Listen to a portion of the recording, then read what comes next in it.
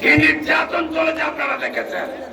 শুধু আমার উপর নয়, সমগ্র বাংলাদেশের বিএনপির সক্রিয় নেতা কর্মীদের উপর জুলুম চলেছে। অনুষ্ঠিত হলো ঐতিহাসিক বাহারছড়া কমিউনিটি সেন্টার মাঠে বাহারছড়া ইউনিয়ন বিএনপির গণ ইফতার ও দোয়া মাহফিল। শহীদ জিয়া ও দেশনেত্রীর স্মৃতি বিজড়িত ঐতিহাসিক বাহারছড়া কমিউনিটি সেন্টার মাঠে বাহারছড়া ইউনিয়ন বিএনপির গণ ইফতার ও দোয়া মাহফিলে প্রধান অতিথি হিসেবে উপস্থিত ছিলেন চট্টগ্রাম দক্ষিণ জেলা বিএনপির যুগ্ম আহ্বায়ক মোহাম্মদ লিয়াকত আলী চেয়ারম্যান।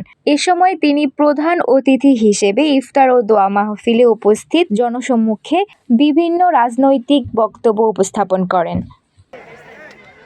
বাংলাদেশে জুলাই আগস্টে এমন কোন উত্থান হয়েছে,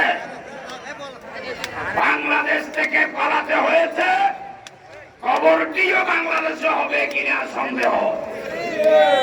আমার দলের নেতা কর্মীদের উদ্দেশ্যে বলবো, আওয়ামী লীগের মতো মানুষের উপর কোন ধরনের জুলুম কর। আমার নেতা তারেক যেভাবে নির্দেশ দিয়েছেন মানুষকে ভালোবেসে রাজনীতি করার জন্য, সেই নির্দেশে আমরা মানব ইনশাআল্লাহ। ইফতার পার্টিতে এসে বক্তৃতা দেওয়া যায় না, কারণ খুব সামান্য সময়ের জন্য বক্তৃতার সুযোগ পাওয়া হয়। আগামী দিনে আরো বড় ধরনের কর্মসূচি যদি আমরা করতে পারি ইনশাআল্লাহ আপনাদেরকে বিশদভাবে সবকিছু বলা হবে। আজকে নির্বাচনের বিরুদ্ধে ষড়যন্ত্র করতেছে, যারা ষড়যন্ত্র করতেছে তাদেরকে বলতে চাই, হাসিনা জনগণকে ভয় পেত, আপনারা কেন জনগণকে ভয় পাচ্ছেন? সংস্কার বলেন, বিচার বলেন, সবকিছু জাতীয় নির্বাচনের পরে জনগণের সরকার প্রতিষ্ঠিত হওয়ার পরে হবে।